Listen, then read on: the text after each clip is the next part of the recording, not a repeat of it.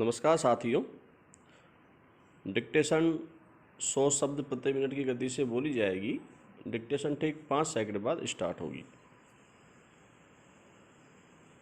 Ready, start.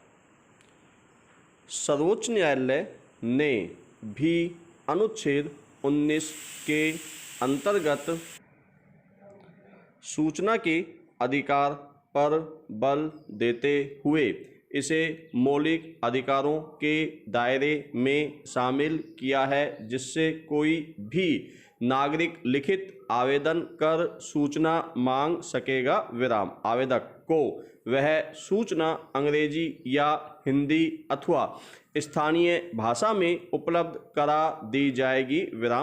इस कानून के अंतर्गत देश का साधारण व्यक्ति भी किसी मंत्री अथवा सरकारी अधिकारी की फाइलों, रिकॉर्ड, टिप्पणी, दस्तावेज, आदेश, स्मरण पत्र, विश्लेषण, अनुबंध, लॉगबुक आदि का अवलोकन कर सकेगा तथा उनकी प्रमाणित प्रतिलिपि भी प्राप्त कर सकेगा।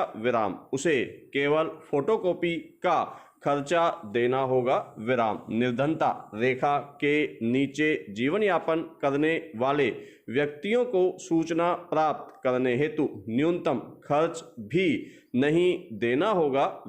यह व्यवस्था केंद्र, राज्य, जिला एवं पंचायत तक की समस्त सरकारी संस्थाओं पर लागू होगी। सरकारी अनुदान से संचालित होने वाले संस्थानों को भी इस अधिकार की परिधि में लाया गया है। सूचना नहीं देने वाले अथवा गलत सूचना देने वाले अधिकारी पर अधिकतम 25,000 रुपये के जुर्माने का प्रावधान है। विधेयक में पहले सजा का प्रावधान था, जिसे अब हटा लिया गया है।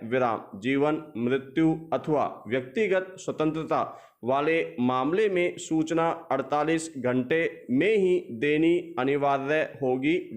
इस अधिकार के अंतर्गत साधारण व्यक्ति यह जान सकेगा कि किसी भी परियोजना में क्या हो रहा है, किस कंपनी को ठेका प्राप्त हो रहा है, किसे लाभ और किसे हानि हो रही है। देश में सरकारी अनुदान प्राप्त करने वाले अनेक गैर सरकारी संगठन कार्यरत हैं, जो सरकार से अनुदान प्राप्त करके फर्जी कागजों में काम दिखाकर सरकारी धन, जिस पर जनता का अधिकार है, हड़प लेते हैं।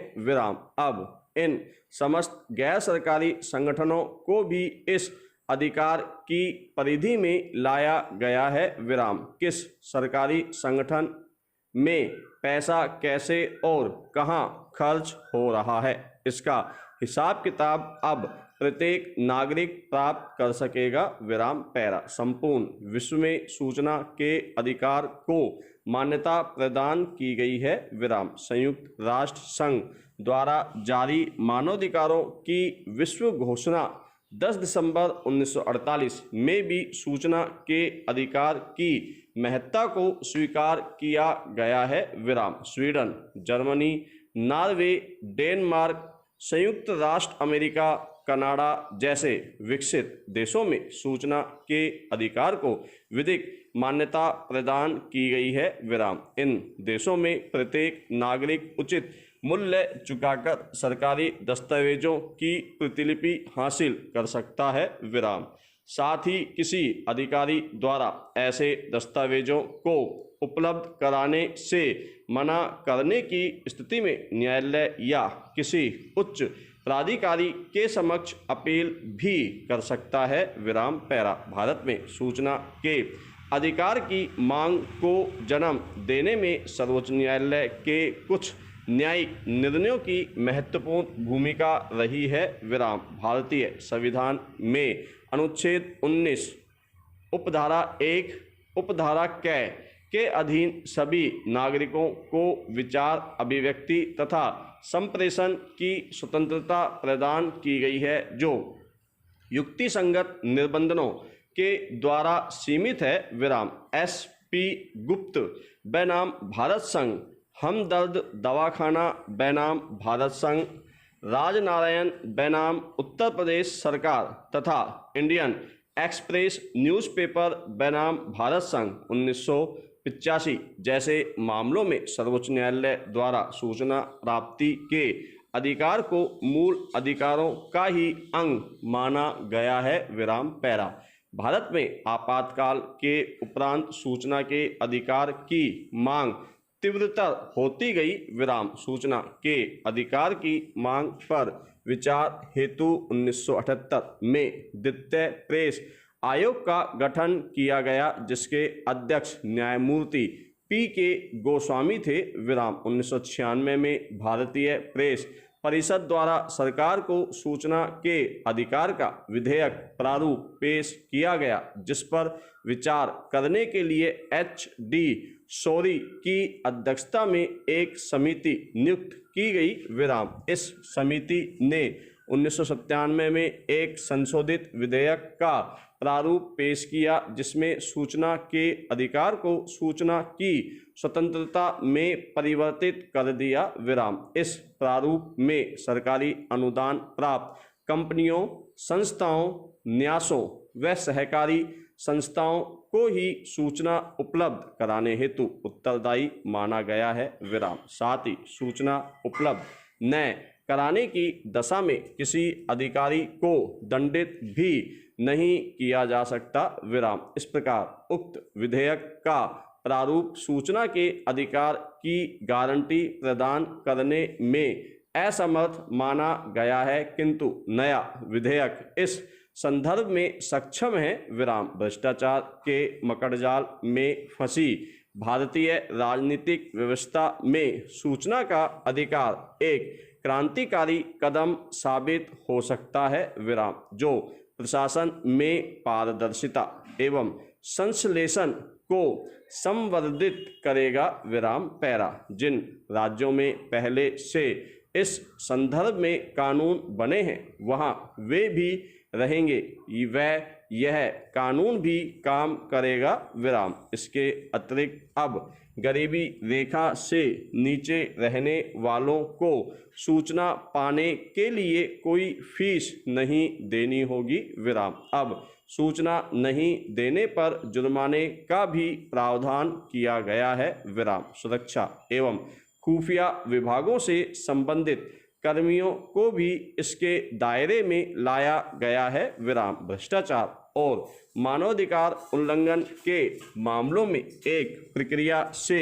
गुजरने के बाद सूचना उपलब्ध कराई जाएगी। विराम इसके अंतर्गत सूचना के अधिकतम आयु सीमा 25 वर्ष से घटाकर 20 वर्ष कर दी गई है। विराम पैरा। सूचना का अधिकार देने वाले इस कानून से हमारा लोकतंत्र गोपनीयता के विरुद्ध पारदर्शिता की ओर एक कदम आगे जरूर बढ़ा है, लेकिन जीने और जानने के जंग अभी पूरी नहीं जीती गई है। विराम यह भी अच्छा हुआ है कि इस कानून का नाम सूचना का अधिकार रखा गया, सूचना की स्वतंत्रता नहीं।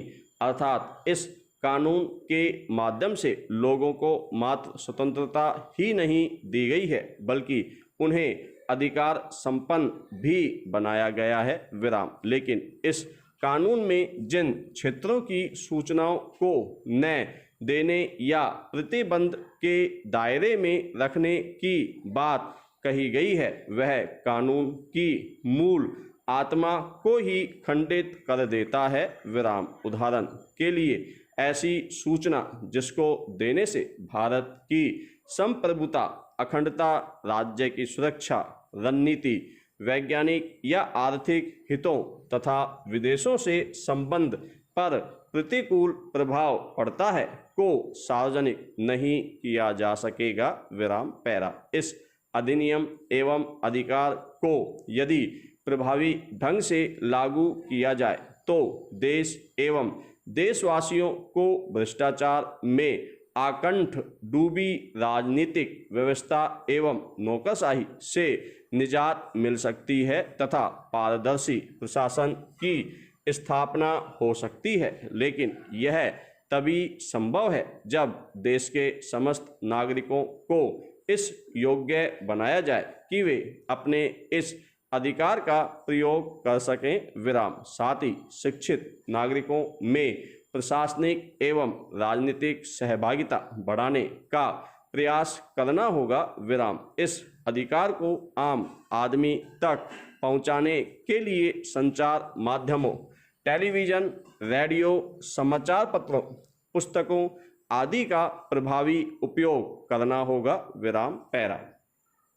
सूचना अधिकार के प्रमुख प्रावधान। सूचना के अधिकार के कारगर कार्यान्वयन हेतु केंद्रीय सूचना आयोग, राज्य सूचना आयोग तथा जिले एवं खंड स्तर पर सूचना आयुक्तों एवं अधिकारियों का संस्थात्मक संगठन स्थापित किया गया है विराम। सूचना प्राप्ति के लिए 10 रुपये का शुल्क दे होगा एवं गरीबी रेखा से नीचे गुजर बसर करने वालों के लिए सूचना प्राप्ति का निःशुल्क प्रावधान किया गया है विराम। सूचना अधिकार अधिनियम धारा 7 उपधारा 1 के अनुसार सूचना अधिकारी 30 दिनों के अंदर मांगी गई सूचना उपलब्ध कराएगा और यदि यह सूचना किसी व्यक्ति के जीवन एवं स्वतंत्रता से संबंधित है तो इसे आवेदन के 48 घंटों के